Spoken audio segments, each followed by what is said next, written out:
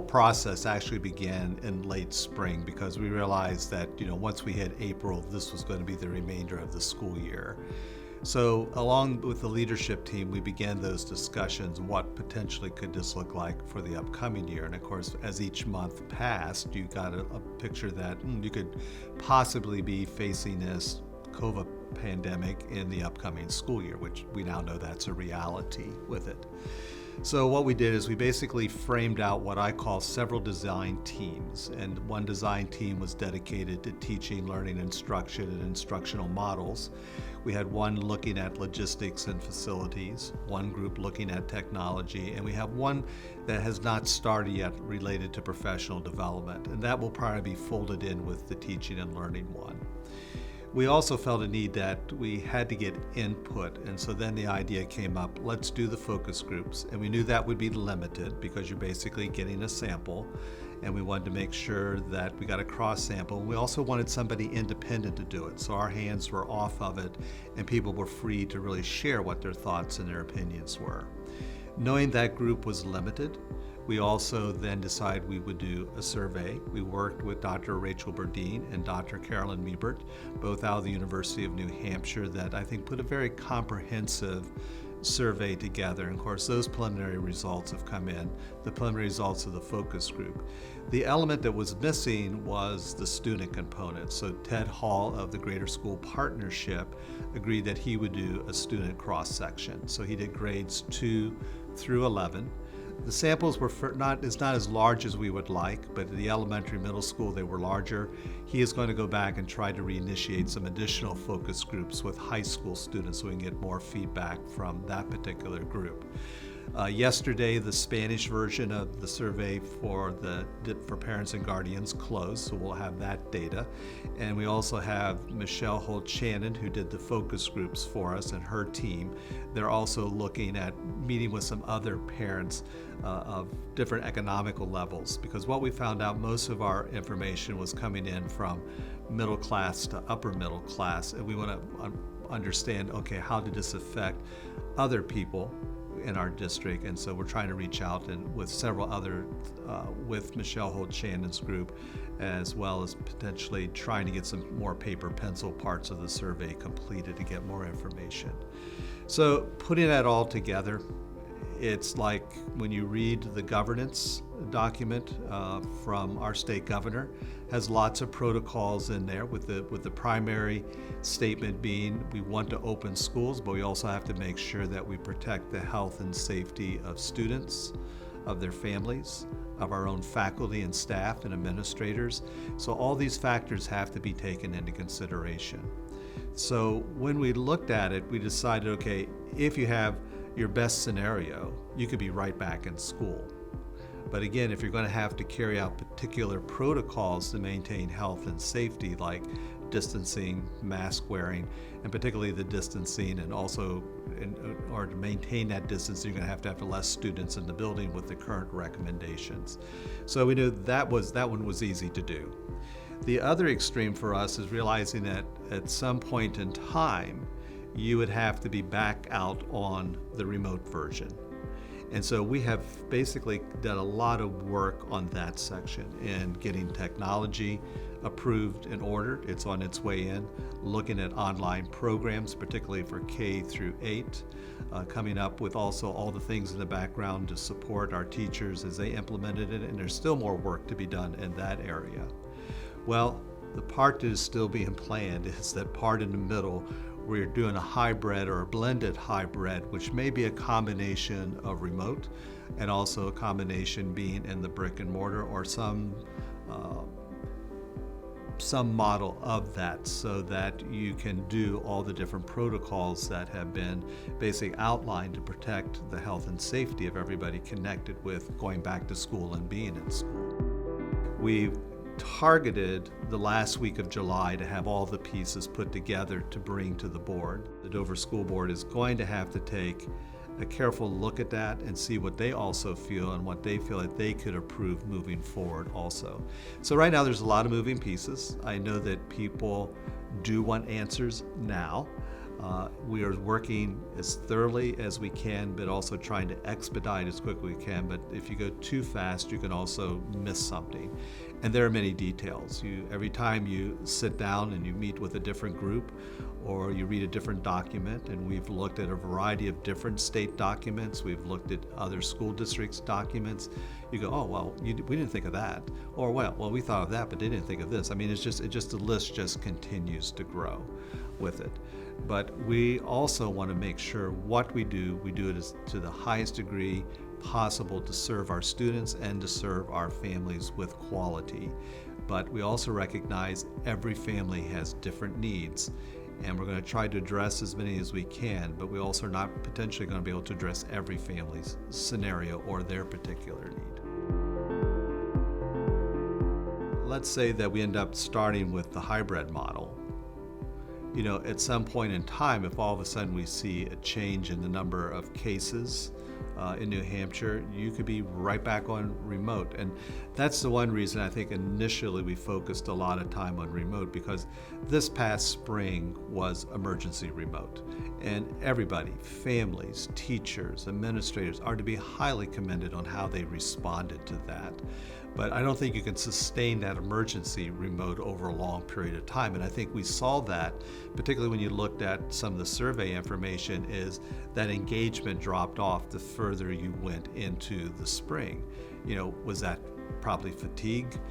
I think initially everybody thought, oh, okay, this will be over in 2 weeks. Well, that 2 weeks got extended to a month. That month got extended to another month until we were at the conclusion of the school year. So fatigue did work, did come into play with that. But there were also valuable lessons learned from it. For example, in the student survey, one of the things that came out, the students indicated over and over again to Mr. Hall that they really liked the Zoom classes, but they also liked the Zoom if it's a small group, that they could be with their teacher and have more small group or one-to-one instruction with their teacher in Zoom. You saw some of that echoed in the parent focus groups too. But at the same time, the reality is you have families of different levels of support that they can provide their child, depending on what their work environment is requiring of them, and we recognize that.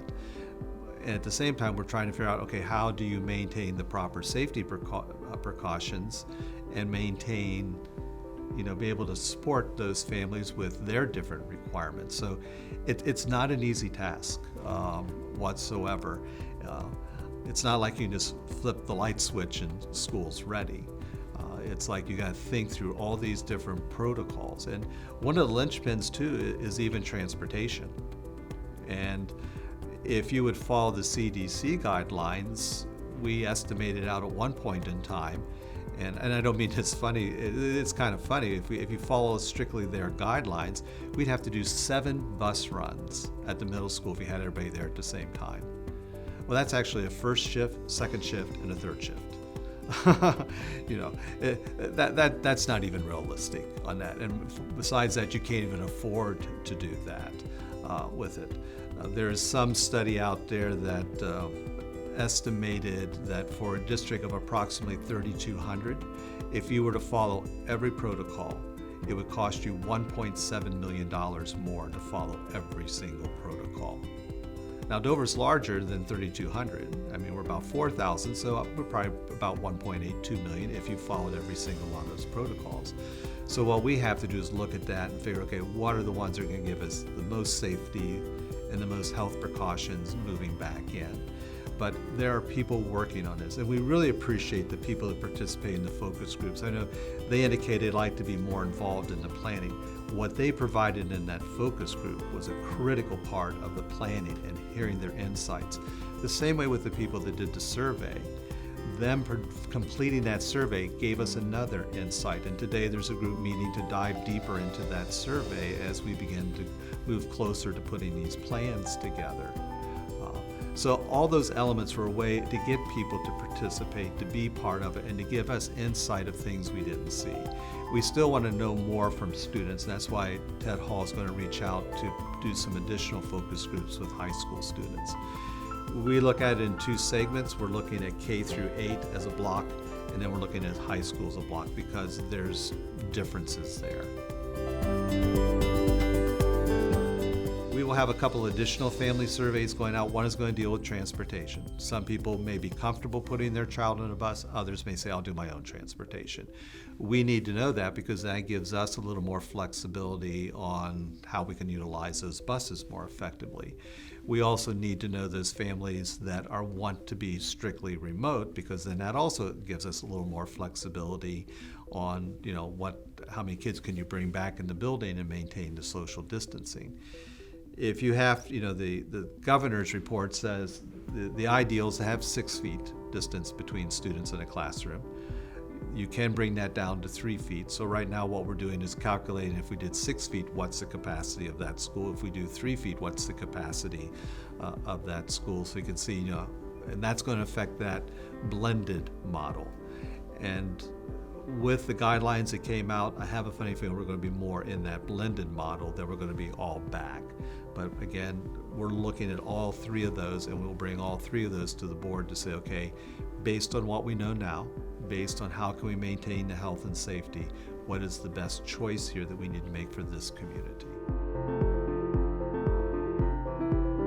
With the construction of the new high school, that improved the infrastructure within the district, and that has moved along at different stages. So we're getting closer and closer to having a very solid network and have everything that would then make that possible within the buildings to have that solid network. What we were lacking is the district was significantly behind in having devices. We had some devices out there that were 7, 8, 9 years old. And it was just trying to figure out, where do you get the funds to get that cycle moving and moving forward? Because when you look at trying to have 4,000 devices to have 101, that is a significant investment. So what we did is, as we looked at, there was some savings in that budget. We looked at the CARES Act also. That began to help us to look at, okay, how can we bring new devices in one-to-one for K-8, and at the same time do something similar to high school, but do it with laptops. That'll be part of the lease agreement. CARES Act will help with that portion of it. Other funds within the district's general budget and savings that were realized will help to fund those K-8 devices on it. So we're where we should have been a number of years ago, but the district had many other priorities before I came into the district, things that had to be addressed, and also with the state of those budgets at that time. So now it's become possible to do that. Also, in looking at that, is looking at an ongoing replacement cycle. And with Michael Amani, who comes from a strong business background as our new business administrator, he brings some very good things to the table on how to do that, how to finance that, how to use those budget funds much more effectively so that you can support that technology. That technology has to be in place to be able to do the blended in order to do the remote. And then if you don't have to do the remote, and you would never have to do the blended, it now gives you other instructional opportunities back in the brick and mortar situation. And I think that's one of the positives I think that came out of this. I think our teachers discovered things they thought they never could do, but yet they did them, and they did them very successfully. I think our students have discovered things that they didn't think they could do. Out at Ted Hall's focus group, it became very apparent. I learned to be independent. I learned to manage my time. I learned how to do this on my own. The quote I think Ted said is one second grader report out, boy, I really like it when I can just choose when I want to go to the bathroom. Which I think, well, that's good. That's self-management. But you also had students that recognized, if I'm back in this again, I'm going to have to set a schedule for myself, and I'm going to have to adhere to that schedule. I know for myself personally, working at home remotely as an office, I tried to maintain my typical schedule on that, because it would have been so easy to fall back into, okay.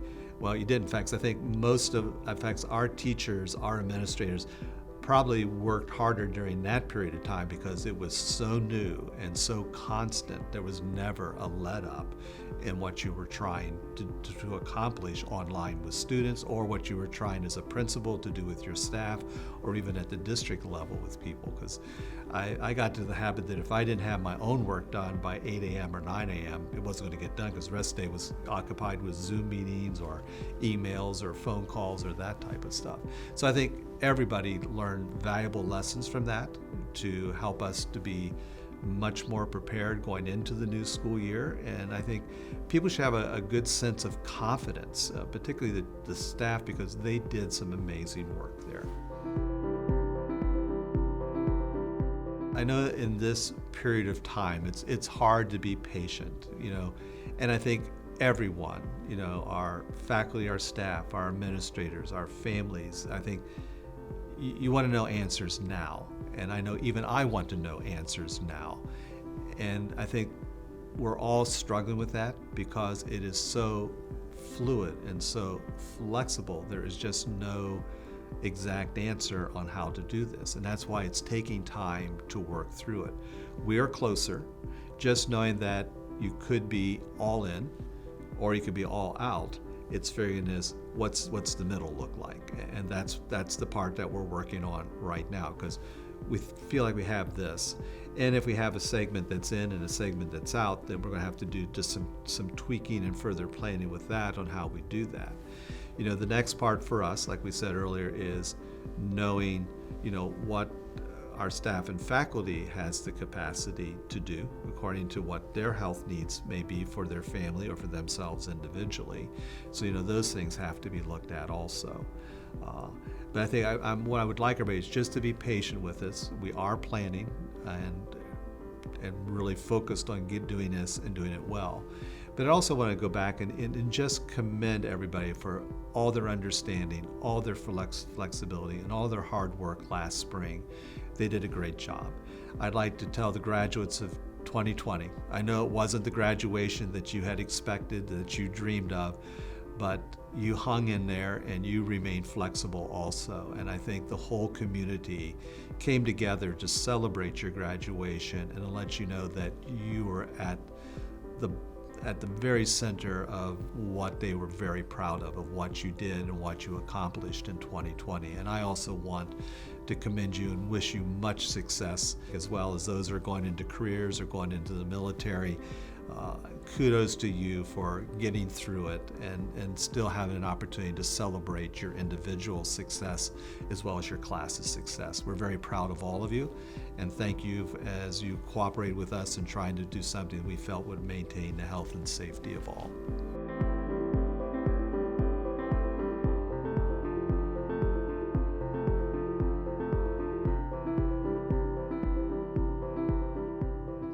So this is just, the survey only closed on Friday, and the Spanish language version is still open. So this is very preliminary, sort of what I could throw together over the weekend. And you all should hopefully have gotten copies of the survey itself. So again, this is preliminary. I'm not going to address every single question on here. If there are specific questions that people would like to see data on, let me know. If anybody would like a hard copy of the data, let me know. I just didn't want to make that public. But if members of the leadership team, school board members would like a copy, let me know. So the survey, as you can see, included questions about emergency and remote learning that we did in the spring, looking forward to potentially in-person instruction in the fall, and then various demographic questions. And then sort of key thing in there was parents' ranked choice for learning in the fall. They want to be 100% virtual, 100% in person and hybrid. And like I said, the English language survey was out for about 2 weeks and closed on Friday. The Spanish language version is still open for another couple days.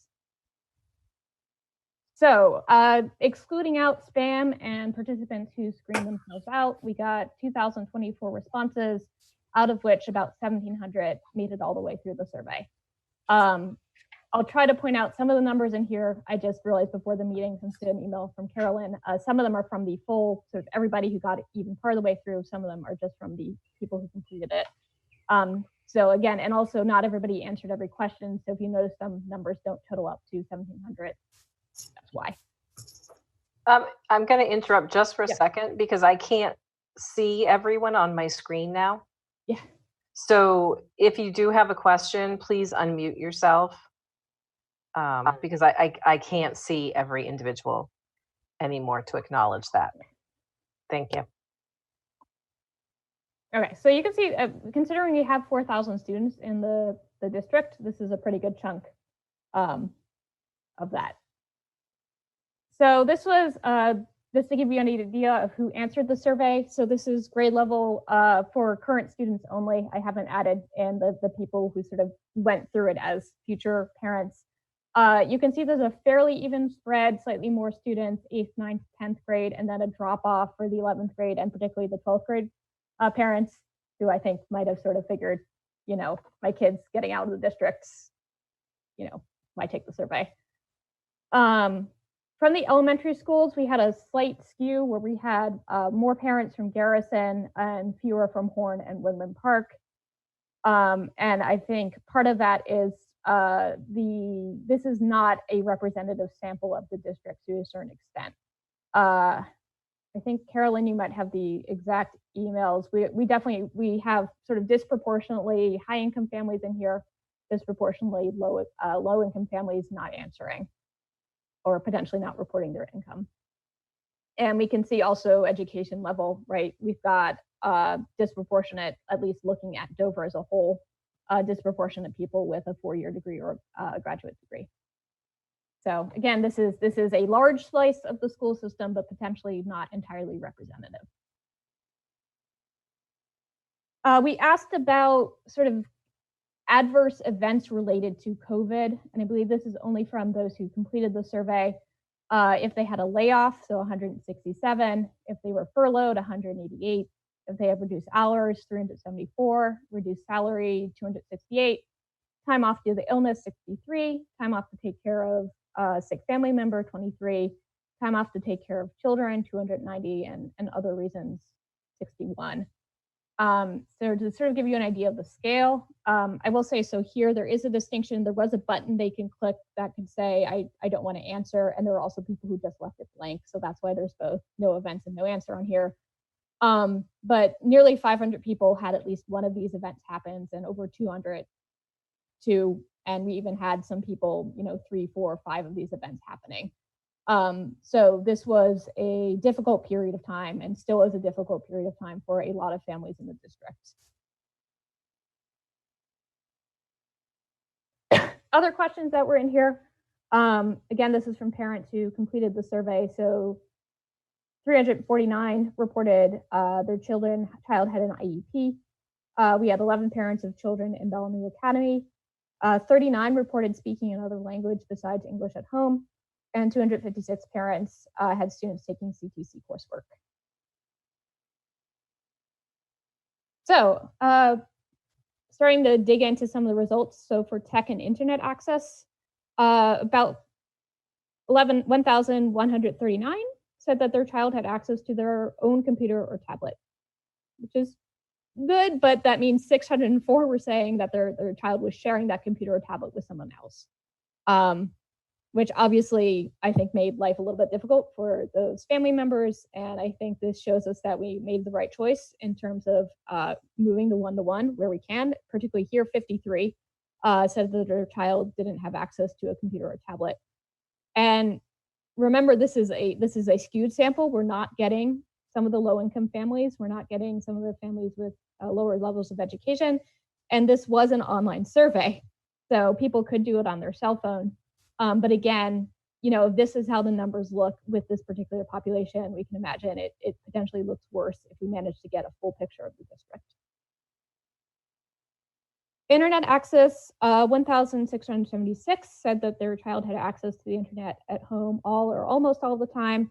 99 said that the child had access to the internet some of the time, and 14 said that their child didn't. Yeah, Zach. And I'm sorry if I'm asking this a little early, you might be answering this, but was there a way for the responders to this to comment what they mean by internet some of the time? Was it because of the location in which they were? No, unfortunately not. I do have quality on the next slide, but they didn't get to clarify what they meant some of the time. And this did say at their home or homes. Okay. So it could be that if the child's moving, they have it in one place or not another. All right. And again, this is the people who were able to take the survey, right? You could take the survey on your cell phone, which explains potentially how we got 14 people saying that their kid didn't have access to the internet. But again, we're likely not getting the full picture of the parents who don't have internet access here. Out of that, about 1,400 said the internet access was excellent. They could stream video, and I defined that as can stream video and download material easily. 328 said it was fair, trouble streaming video, but otherwise okay. And then 43 said that access was poor, basically only basic functions. So I think this is sort of the other big piece of the tech puzzle we need to think about if we're doing continuing virtual education in the fall is we've got the devices. The next step is sort of what do we do about these families that have iffy or no internet access at home? So I figured I'd start with the good news, right? So remote learning, as we sort of know, went well for some families. So this was families who completed the survey at this point. So 144 people either agreed or strongly agreed with my child did better with remote learning than in-person instruction. And sort of at the very question at the very end, about 100 said that they strongly agree with, I will not send my child back to school because they've done better with virtual learning. And there's an overlap of 61 between these two questions. So like I said, there is a chunk of the population here who had a good experience with remote learning and might be interested in continuing doing something like this. Another thing is we did pretty well with getting the meals out. We worked really hard to get that going, and it seemed to have been a success. I think you can't see the strongly disagree here on the my child had access to meals, but I think that was maybe 5 respondents. Still, it means that we missed some kids, but overall, we were getting those meals out to the district, to the families who needed it. So moving on to some of the bad news, right? So one of the questions asked about if the child stopped engaging with remote learning at some point, and if so, when did that happen? And you can see most people got, so I think we started March 15th, something around there, right? Most parents got through about 2 weeks, but once we started getting a month, 6 weeks, and then May 15th, we're about 2 weeks away from the end of the school year. That's where we saw a really big drop off. And I'm assuming we have some attendance data. We sort of talked about this as it was happening in real time, where the first couple of weeks we were looking real good. But then as remote learning went on longer, we started to see more drop off. So again, this is something we could potentially correlate with the attendance data if we want to check to see if this effect is real, but I think it probably was. And also the phenomenon of quarantine fatigue. Mm-hmm. A lot of people became disengaged with a lot of things the longer they were isolated. Yeah. So obviously that is going to spill into our students as well. Yeah. And I will say, I don't have a school-age child, but I have a toddler, and my husband and I, until very recently, were both working full-time and caring for a child, and it's not possible, right? And we'll see that later in the survey, but there aren't enough hours in a day, basically. So, special services. So this question was only shown to parents who said either their child had an IEP or they were unsure whether or not their child had an IEP. And you can see the average ratings for this. 5, higher is good, so 5 is a strong agree, 1 is strongly disagree. The ratings were all sort of neither agree or disagree or lower for the access to special services. You can see a few of these look a bit better. So speech therapy and counseling, right, slightly better, but some of the other ones, I think, like English language service, speech therapy, and those also came up in some of the qualitative comments as this is really hard to do through Zoom. So this is definitely something to consider if we're thinking about bringing particular populations of students back, right? The kids with IEPs, the kids accessing special services, right, are potentially not being served very well with remote learning. All right. So as I mentioned, the parents were asked to rank their preferences for school instruction for fall, right? And they sort of had these radio buttons. And they could say 1, 2, or 3 for everything. So what I'm going to be talking about a bit next is sort of where did parents say rank virtual learning? Did they put a 1 or 2 or 3 with virtual learning? Same with in-person, same with virtual and in-person. So this is a graph of those results, right? So again, for each one, sort of you've got the, for in-person, the number of people selecting 1 for in-person, the number of people selecting 2, and the number of people selecting 3. Again, sort of no surprises, in-person learning. The majority of people's, maybe not quite majority, about half of the people's first choice was in-person learning, followed by hybrid, followed by virtual. But we can see in here, right, we did have people who picked virtual learning or hybrid learning as their first choice. So most of the parents in the district want in-person somehow, right, either in-person or hybrid, but there is a minority out there who would like to continue with virtual learning. All right, I'm going to talk about sort of groups of questions. I'm not going to go into the stats, but basically there's a statistical way to do this. And the analogy I give here is like, if I ask you, are you wearing a scarf? Are you wearing a coat? And can you see your breath? Right? These are all sort of getting at, is it cold outside? Right? These groups of questions are getting at the same thing. So there are some groups of questions within the survey that seem to be getting at the same thing. So one group of question was sort of getting back to the brick and mortar environment, right? So this is, I want in-person instruction in the fall so that my child can. Again, the number in parentheses is the average of the responses. Higher is closer to the strongly agree, lower is closer to the strongly disagree. So this is stuff like, I want my child to have access to the school facilities, have a higher quality of education. That was one of the most strongly agreed with ones, right? 4.44 there, almost at 5. Have access to school supplies and materials, and have access to special services. And you can sort of see how these, basically people are answering these questions similarly, right? So these are some graphs. So this is everybody who ranked in-person learning first, second, and third, and same on the graph on the right, first, second, and third. And then this is the have access to school facilities, right? You can see lots of strongly agrees and agrees for the people who ranked in-person learning number 1, not as many for those who ranked it third, and then sort of similar patterns for have a quality of education, higher quality of education, sorry. Factor 2, these are questions about sort of being guided through the remote learning process, right? You can see here the averages are a little bit lower, more sort of bundled around 3. So the programs used by teachers were easy to use and access. My child or I received appropriate guidance from teachers on how to access course material, and I received appropriate feedback on how my child was doing. I will say, and I'm going to talk about this a bit more, none of these actually in the model I built later significantly affected parents' feelings about what they wanted to see in the fall, basically because other factors were more important, I think. You can sort of see here, it looks like there might be a pattern. Again, it didn't pop up in the model, but you can see here it's sort of more across the board. We did have sort of a agree and strongly agree across the 3 groups of parents for receives appropriate guidance from teachers on how to access course material. So this was a big one. So factor 3 was sort of a parent's ability to help or sort of not help due to other working, basically, or other caregiving responsibilities.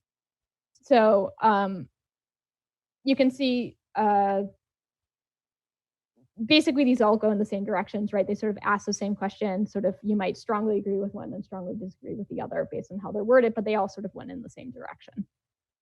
And this one was sort of the big one for in-person instruction. As I just said, there aren't enough hours in a day to have 2 parents working a full-time job, even if you're at home, right? So this is obviously impossible if you have to work outside the home, but even if you're inside the home, if both parents are working full-time, you can't do that and also teach your child at least for a significant period of time. So you can see here, right, the parents who ranked in-person learning first strongly agree with, I want in-person instruction in the fall because I can't help my child with remote learning due to work restrictions, and disagree and strongly disagree for the parents who ranked in-person learning lowest.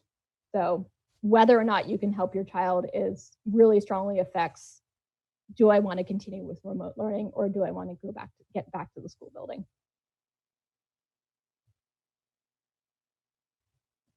So this is sort of everything about returning to school safely that wasn't masks and wasn't class sizes. So I will send my child to school only if students were screened for symptoms, faculty and staff were screened for symptoms, and if the number of cases in Dover and the surrounding community stays low. So you can see most parents agreed with these statements. There were questions sort of about the remote learning environment. So this was due dates, focus, schoolwork. Again, we're seeing kind of lower ratings here with more parents sort of either being neutral on this or disagreeing with these statements. And again, here, this actually didn't pop up as significant in the model, but you can sort of see a trend here. Oh, sorry, that should say this is ranked for virtual learning. This was the one slide I forgot to change. So this was for virtual learning, where the parents who agreed with the statement were good with continuing virtual learning, and the parents who didn't agree with the statement as much wanted to get back to the school building. There were concerns about health. So whether or not they agree with the statement, I will not send my child to school due to concerns about their health. We had about 364, most parents disagreed with this, right? We've got that average lower than 3, but there were 364 parents who agreed or strongly agreed with this statement. So we do have a subset of parents who potentially might not want to send their child back to school due to concerns about their child's health or a family member's health.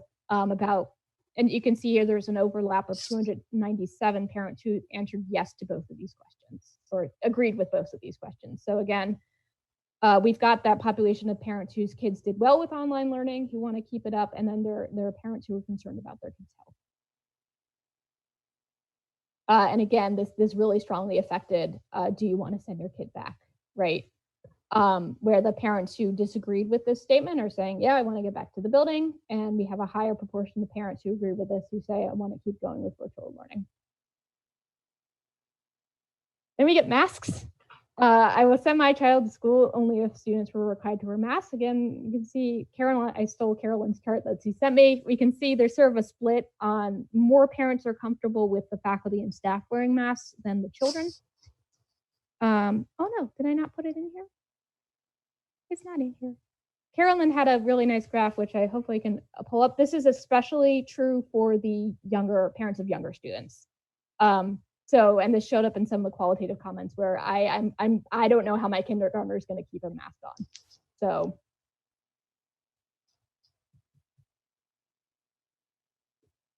So I won't get too much into the details about this, but basically I build a statistical model predicting where is a parent going to rank each of these factors based on those questions and the demographic details. Income was highly correlated with age and education. So there's just income in there. And if you notice the stars, like I said, these questions kind of grouped together. So I'd sort of picked one of each of those groups to sort of stand in the model for that group of questions. So things that affected virtual rankings for virtual learning. So you tended to, and I've sort of been saying some of this throughout, you tended to rank virtual learning lower if you agreed with, I want my child to return to school. There's a question about sort of extracurriculars and sports. And then that factor 1, that's sort of getting back to the brick and mortar, higher quality of education, access to school field facilities. People had higher rankings for virtual learning for sort of that group that did better with remote learning, obviously. Also, the parents who said that synchronous learning, so live Zoom sessions work better for their family. And also the parents who sort of had more concerns about the pandemic in general, right? So sort of that concerns about their child's health, and then also masks. The parents who said, I want kids to wear masks, tended to want to be virtual, basically. For in-person, we kind of see the opposite picture, right? So again, you rank in-person higher if you wanted sort of your kid to get back to school for extracurricular activities, and again, that brick and mortar stuff. And again, that third factor about, I don't feel like I can help my child with remote learning. And also, these parents were the ones who tended to have higher agreement with, I think all parents, like I said, you know, I want to do symptom checking. I want to look at the caseload in Dover, but sort of these parents were more focusing on that in terms of here's how I want to get my kids to school safely. And also the parents who said that their internet access was poor. So this is sort of the parents who are not able to keep up with remote learning for various reasons. Lowering rankings for in-person, again, that child did better with remote learning group. And then the people who are worried about the pandemic in a slightly different way, right? So they want to see masks, they're worried about their child's health, and also wanting smaller class sizes in the school building. So again, both parents are focused on safety. There's sort of different opinions about what that looks like, and that's affecting how comfortable they feel with in-person learning. Again, here's the masks question. So again, you can see that the parents who ranked in-person learning high were sort of neutral-ish for the most part on masks versus the ones who ranked in-person lower were more likely to strongly agree with the masks. And same here for symptom checking. You can see there's slightly more strongly agree for the people who want to go back to the building. And again, sort of everybody wants to see symptom checking, I think. Oh, here's the mask diagram that Carolyn made. So again, you can see she split it up by school, and you can see we've got sort of a particularly low thing for the elementary school parents. We're at about 40% for middle and high. We've got higher numbers across the board for faculty and staff, and sort of most people are on board with symptom screening and a lower caseload in Dover. And then hybrid kind of ended up a little weird because it was sort of Did you in the eat middle. something healthy, a fruit or a vegetable? So things that raised rankings for hybrid, again, this is sort of everybody's second choice. So this is sort of, it was a little hard to see who really liked hybrid. So it was sort of parents who their kids had, again, it's sort of, could you do hybrid learning, right? Does your kid have a laptop? Did synchronous lessons work better for you? And also, I think, obviously, reduce class sizes, right? So if you're looking at a hybrid approach, you're doing that to reduce class sizes. And lower ranking sort of seems to be, again, those people who really want their kids back in the classroom, right? If their kid had an IEP, if their parents could help. And then kind of strangely, I think this was probably sort of, were you bumping up hybrid from, 3 to 2, right? Sort of my child did better with remote learning, So again, sort of a tentative initial summary of the quantitative data is the people who want to keep going virtual or who don't want to go back to person sort of have the ability to do remote learning better, right? So they can make time for synchronous activities in their schedule. They think their child did better with remote learning and are sort of potentially more worried about the pandemic or want to see sort of more different mitigation levels, right? And especially the mask question got at that. The ones who want to go back in person, right, are more likely to have concerns about things like working or other caregiving responsibilities. They just want to get back to the building, right, and sort of get what they perceive to be a higher quality level of education in the school building. They do want mitigation, or at least aren't opposed to mitigation, things like symptom checking and lowering a lower number of cases, and they also tended to have poor internet connections. So like I sort of alluded to, so stuff like, it's kind of unfortunate where the stuff we have more control over is sort of the stuff that isn't going to potentially might not change parents' minds that much, at least from their past experiences, right? And also you'll see there are other questions that didn't seem to affect it. So the amount of work that the students were getting, because it's really about these other things that we can't control, right? What's your working situation? Are you concerned about health? So this is something we need to think about, where I think we do need to look at how we can improve virtual remote learning as either fully virtual or part of a hybrid system. But we potentially are going to run into some of these, again, the stuff we can't control as much. You can see there were 4 sort of open-ended questions that I'm still working my way through. This was, were there courses that went well? Were there courses that went badly? Suggestions for improving virtual learning and comments about in-person learning. So like I said, there did seem to be a split about how much parents were able to do synchronous teaching, but in general, there was a lot of positive feedback about Zoom sessions, particularly small group Zoom sessions. There was sort of the big Zoom sessions are chaotic, but the smaller ones are the one-on-ones. I'll have to go back and check, but I think, and I heard this from a friend as well, the one-on-one reading intervention, I heard a lot of positive feedback about those. And there were some specific programs you can see here that parents did call out as being particularly helpful. Anything that got the kids away from the screen, right? There were parents that appreciated that, but there was some, these science activities look great, but I didn't have the materials, for example. For classes that didn't go well, right, there was sort of either there's too much work or there's busy work. And I should say, I think Michelle is going to go into a lot of this with the focus groups. And I think I saw sort of similar things in the quality of responses to the focus groups. And so sort of this busy work, or they sort of felt like the teachers were sort of phoning it in to a certain extent. The related arts and sort of specials and electives, there was sort of either sort of decision fatigue, or it was sort of like I was trying to focus on the core classes. I wish I could have done art, but I just didn't have time. Or just sort of the inherent gaps, right? So some of the CTC courses came up here. Same with the music courses, right? I really miss choir, I really miss band, and I don't know how to do that over Zoom. And then there were sort of general comments about variation between teachers and sort of a lack of overall structure and schedule. Where some people said sort of having that menu and that options was good, but it could be overwhelming, sort of this decision fatigue after a certain extent. So there were a lot of parents who said, can't you just do the blue and white schedule and, say you have this class at this time and this class at that time. For return to in-person instruction, as sort of alluded to, there are parents who are scared to go back, who are sort of saying, I'm not coming back until there's a vaccine. And there are parents saying, get them back now. And it's sort of reflecting the general discourse, right? There are parents saying that this is overblown, just get my child back and don't do anything different. And there are parents who are sort of taking a more approach of, get them back if you can do it safely.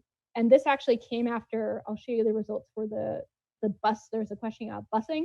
So that was the last one. So this actually came up in this question where parents would basically say, I will drive my child and every child in my neighborhood to school if I need to get back in person. There are also, again, the general discourse about masks came in here. Where there were some sort of general, I think masks are unhealthy, but then there was also sort of concerns about the ability of young kids, particularly to keep the mask on. On the other hand, we had other parents being very firm saying, I'm not sending my child back unless masks are required for everyone. So again, we're sort of reflecting the general discourse that's out there about COVID-19. And yeah, just as one last thing, busing, as we're thinking about how do we get to kids to school if we're doing hybrid or in person, out of parents who sent their kids to school on the bus beforehand, 708 said that they send the child on the bus with appropriate precautions. We didn't detail what those would be, but we have at least some parents who are open. 575 said they wouldn't, and 386 weren't sure. So we potentially have some wiggle room on buses if there might be a significant population of parents who will no longer use the bus to get the kids to school. So something to think about. So I'm still coding qualitative data, as I said. If there are any specific questions that people want to see, either more specific breakdown in terms of agree, disagree, looking at what other things might be related to other things. Like I said, I sort of just looked at how do things affect ranking. I haven't looked at what things made people answer my child did better at remote learning. I haven't looked at what's affecting that. So yeah, like I said, just an initial summary. I think Michelle, again, has some similar stuff to say from the focus groups, but.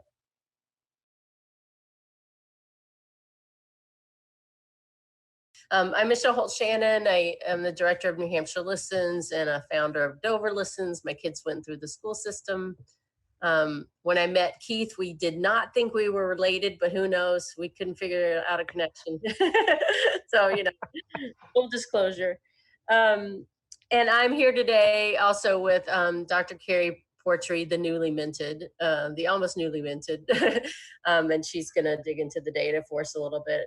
But I just want to describe, we ran focus groups, and there's two phases to our work. We did focus groups online, which actually worked really well. I think we probably got more participation than we would have if we were asking folks to come out somewhere. So that was a silver lining of running them online.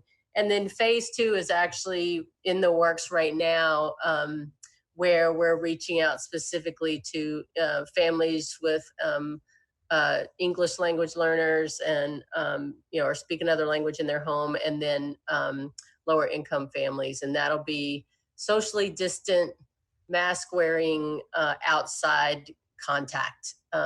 So we don't have updates on that yet, but I just want you to know that that is coming. Carrie's gonna share some slides, and I might see if there's anything in the beginning for me. I guess I'll just share one other thing, is that there was a benefit when we were talking to each other throughout the week about how the family focus groups were going. There was a benefit in two ways, because families were together, across schools and ages and things. One was commiseration, because this was hard for everybody. And so there was a lot of, oh my gosh, I was trying to do my work, and then I had a 2-year-old, and then I had an 8-year-old. And so there was a lot of story sharing, and it was hard. And so I think it was good for people to realize, okay, yes, I wasn't the only one tearing my hair out. And then the other benefit, I think, was that I might have said, for example, I was surprised when my kid actually did better. And it might have been because of less social pressure, or, because they, processed something from a screen in math better, or whatever. There were lots of reasons why it might have worked better for some kids. And then they got to hear experiences of where it really didn't work for someone. And so they were exposed to each other's stories as well, and across their own experiences. So that's my sort of just broad sharing before Carrie digs into some of what we were hearing.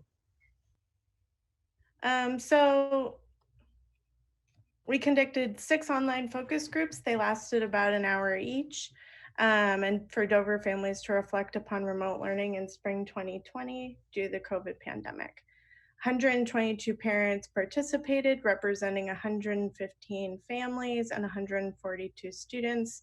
So this pie chart on the side shows the percentages are based on the number of students. So it just shows that there is, I think, pretty well distributed representation across the school. Most of the participants had 1 or 2 children in the school system. A small group had 3 or 4, and some didn't mention how many children they have.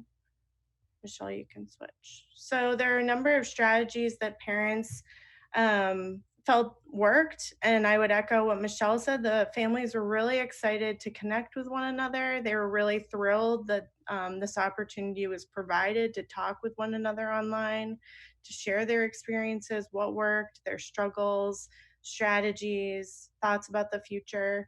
And so they appreciated the extra food and the food buses.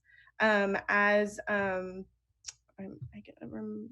Dr. Burden noted, the consistency of clear menus, agendas, and scheduling. They also liked the Zoom lessons and whole class meetings, but definitely appreciated the small groups and one-on-one help. Google Classroom became easier once teachers set it up and were skilled at using it.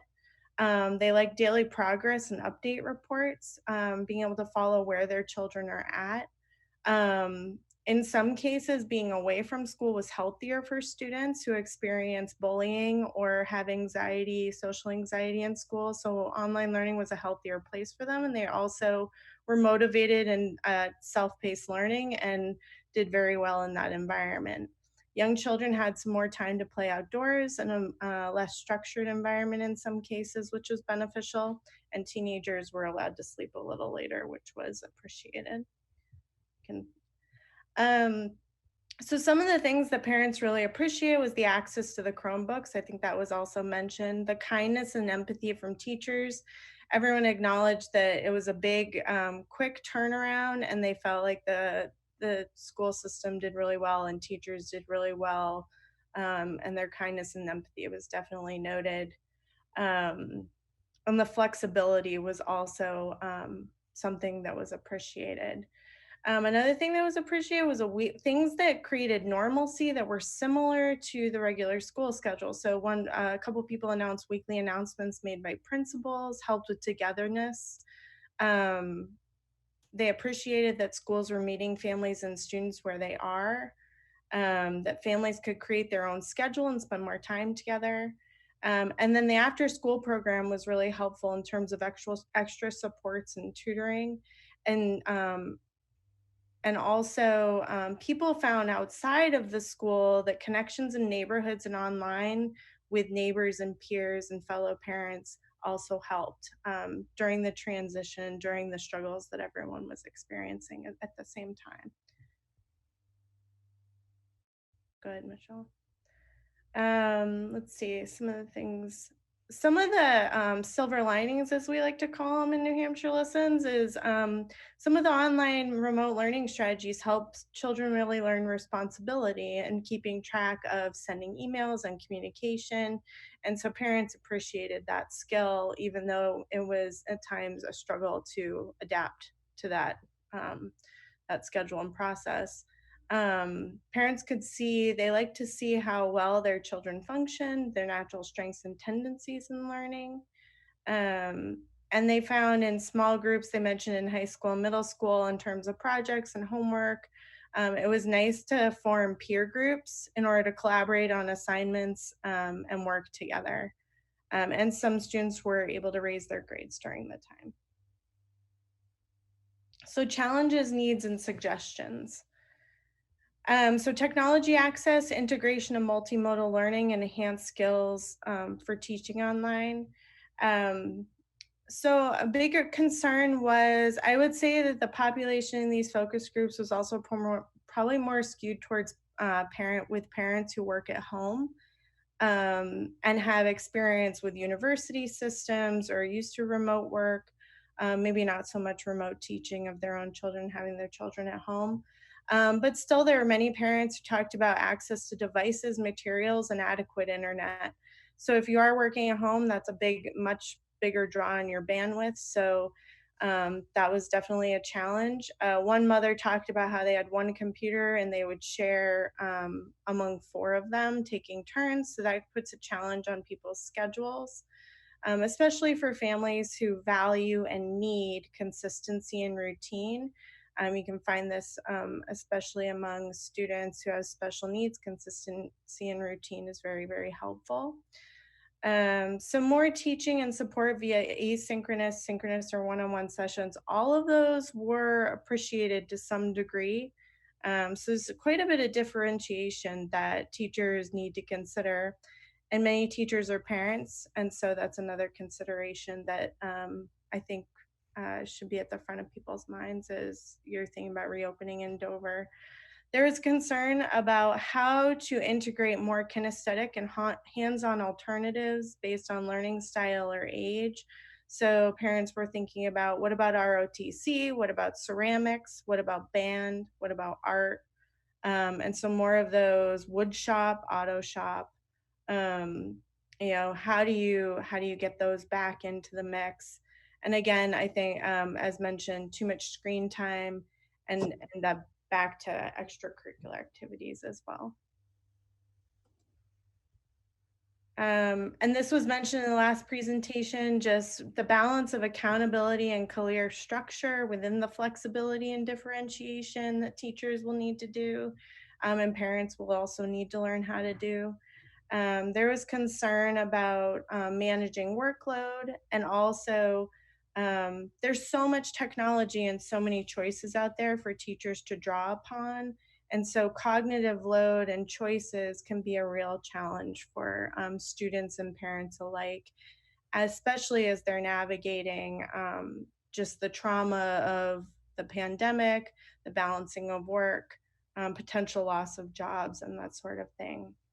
And so I read some of your the Dover strategic plan the other day. So continuing to think about those areas, then your strategic plan align with a lot of the concerns that parents were having. I think in terms of addressing resources and disparities, one thing that came out was the district's really going to need to think about funding in terms of providing more access to technology and supports for families, students, and teachers and staff, and a continuing effort to improve communication. Communication was good, it was also variable. And so just a continual effort to make sure that you're communicating with parents. And parents were really interested in providing feedback and gathering again, as they did in these focus groups. They would like to be involved and they would like to be part of the solution, and continue to be engaged. Okay, we can move on. So again, just keeping in mind students with diverse needs. So often we'll hear from families who have access to, you can set up a space for a child to learn at home. You can set up the tablet or the computer. You have your materials, but there are also students who don't have that access. And some of those students who do have all the access are isolated. So you have an issue of student isolation.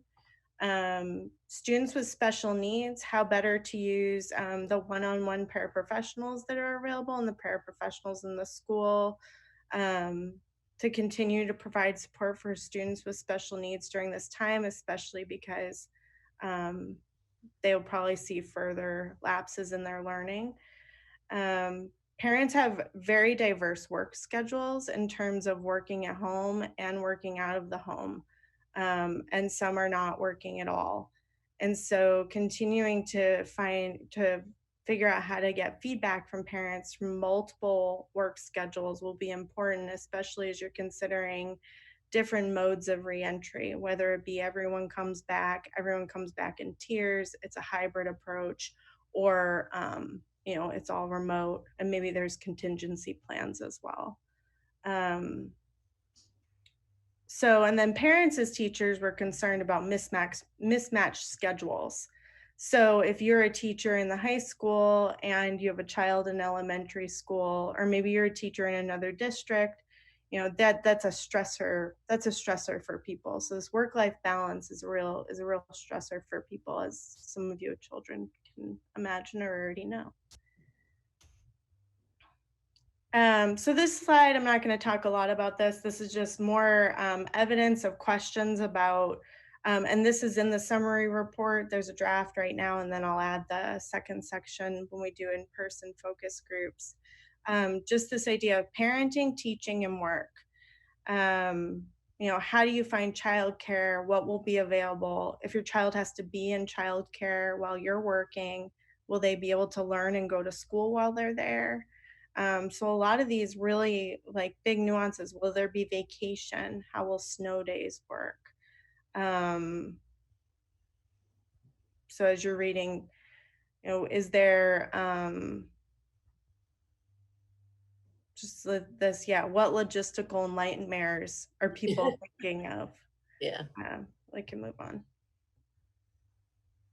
So here's a quote. My husband has worked outside of the home the entire time, and I go back to my office on Tuesday. Neither of us will have the option to work from home this fall. I would like for someone to please tell me what am I supposed to do if we do not open. If I find a daycare to take care of my 8-year-old son, how will they individually teach the kids all in different grades and classes? They can't. Am I supposed to come home at 5:30 at night and tell her I haven't seen you all day, but it's time to do schoolwork? It's just an example of kind of the just threads of concern and strategy that parents have going through their heads right now. So much like was shared before, there are health and safety concerns in terms of, one of the big areas was social and emotional concerns. So just continued social isolation, the need for interaction. So those kinesthetic learning opportunities, or the informal neighborhood groups, or the online peer groups, or even small groups to do classwork. Those social interactions are really important for some students, and really important for mental health and overall well-being. The need for a transition plan. Parents were concerned that, what's going to happen to my child who's coming into kindergarten, or how is the transition going to work for my middle schooler who all of a sudden is going to high school, or for my elementary school student who's moving into middle school, or someone who's graduating, what will the orientation be to different models of, styles of learning, the needs between grades and environments? What are those transition plans? And then just overall, parents notice differences in student motivation, engagement, and learning. And so those might be the areas to keep in mind and to collect some data on moving forward. Logistics, again, questions about, will there be considerations and choices for high-risk families? How will social distancing work? How will you deal with absenteeism? What kind of rules will be around that and during this time? Partitions and masks. How will kindergartners wear masks all day? Again, the need for different schedules and bus routes and transportation, having a disaster recovery plan. And then if there is a second wave after, so if everyone decides to go back, you go back in a tiered model or hybrid model, and then there's a second wave, what's the contingency plan there? So there was a lot of talk about potential strategies, and there was interest in talking more about strategies for reopening, and also hearing sooner rather than later what the plan is. Parents want time to figure out what they're going to do in terms of childcare, in terms of work, and preparing their students, their children. So those are some things to keep in mind. Some suggestions about how to limit the number of students in school, having students who are thriving on their own perhaps have a choice to stay home and continue to do that remotely, have shifts in the school day, planning for different scenarios, learning from other schools. Like for instance, Rochester has blizzard bags. They send home a binder for students with lack of internet access or technology. Universities have pretty embedded online learning systems. What can you learn from the university systems? And then also, what can we learn from people who have homeschooled their children for a long time? What strategies do they use? So just continued communication with parents. When will the final decision come out? Who's on the opening committee? And just more opportunities to listen to parents and gather. They really appreciated the talking together and sharing what they're thinking. And some of the suggestions they came up with is people are looking to support each other. So could the district create a technology gift fund?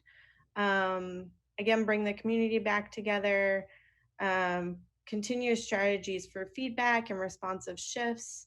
Could you have some age group centered discussions? So these were really cross school, cross age level. So could we do some focus groups that are focused on, say, kindergarten parents or just elementary parents or middle school? So some more like specific smaller group discussions, and then student discussions as well. How are students feeling about the shift? And then this is just my own kind of insertion. Looking at your strategic plan in terms of universal design and being agile designers and flexible designers, thinking about how you could design for equity by designing for students at the margins that helps to accommodate everybody. Recently, the University of California, Berkeley did a design challenge with some schools about reopening and shared some lessons learned. So I provided that link for you in this slideshow, which we'll send to you. And then, that was probably just a reminder for me to kind of see how things align with your strategic plan moving forward. So any questions or thoughts for?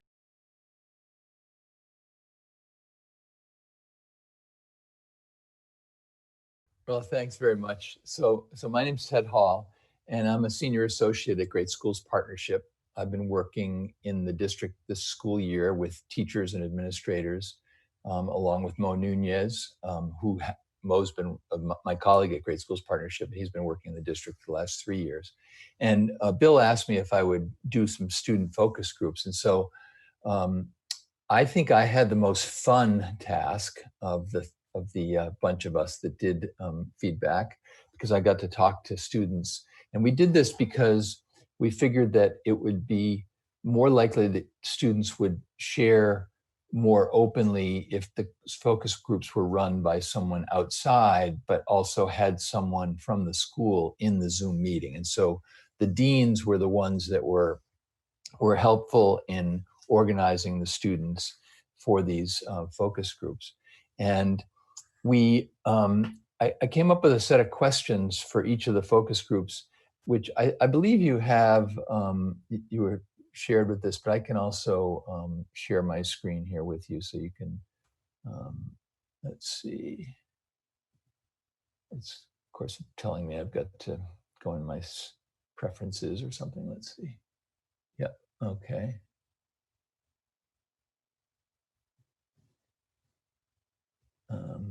All right, I don't know whether it's going to do this or not. Let's see. It's more of my, here we go. So what, I don't have to go through all the questions with you, but I'll just give you an example of that. Several of them were the same. So what worked well for you?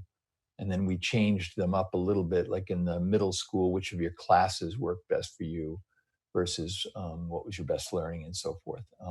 And added a couple of questions as as I went up the levels. In terms of the number of students that participated, this is a summary of what we had. About 19 students from Horn Street, 10 from Garrison, 17 from Woodman Park, 28 from the middle school, and 7 from the high school. And different kinds of groupings, as you can see. In Horn Street, there were separate groups for second, third, and fourth. We mixed second and third and fourth in the other schools. But I think that the things that were, to me, the most interesting, and actually are very consistent with what we heard from both the survey and the parent focus groups. But across all the levels, students asked for more contact with teachers through more Zoom meetings. They liked connecting with the teachers live rather than through the posted assignments. And some students talked about preferring the smaller group meetings because the full class meetings were a little bit chaotic. But universally, this came up in every focus group that I met with. They said they wanted more Zoom meetings. When I asked students what worked well this spring, the comments were mostly positive.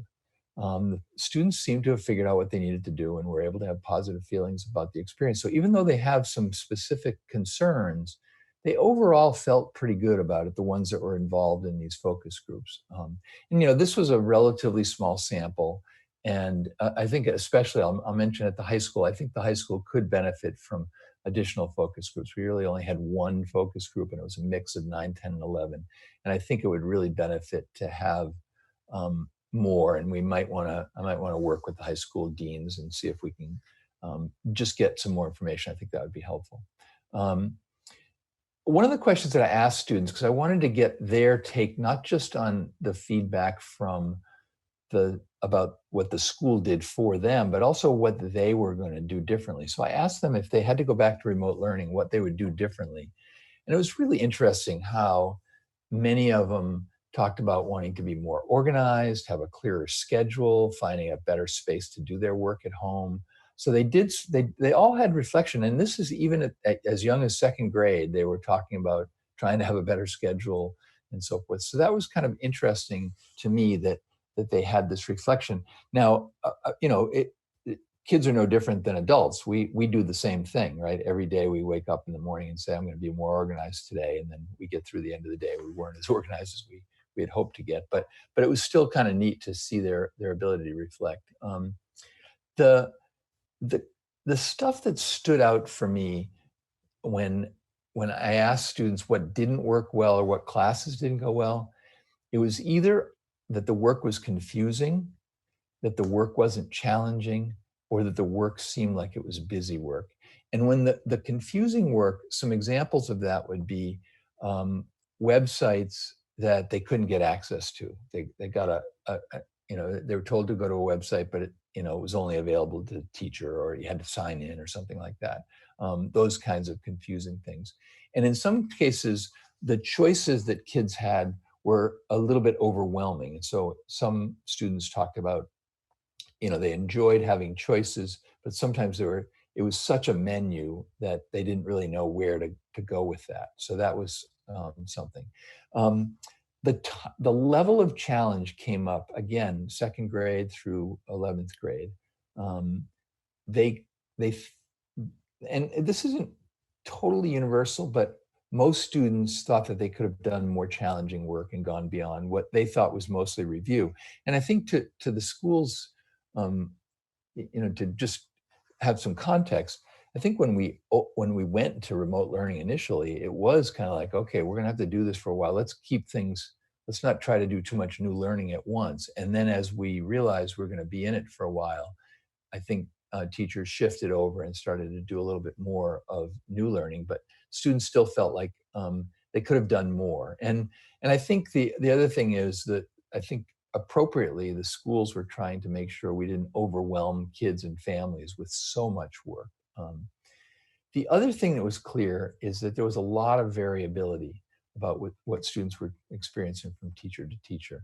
And I think that came up through more pronounced in the high school. Of course, in the younger grades, they don't know the variability because they have just one teacher. They might, if they have a friend that's in another class, they might learn about it. But at the high school level, what they talked about is that some teachers had almost no Zoom meetings, for example, and it was all through posted assignments and so forth, whereas others were requiring kids to get on two times a week, and the classes were essentially run just like the classes would be in school.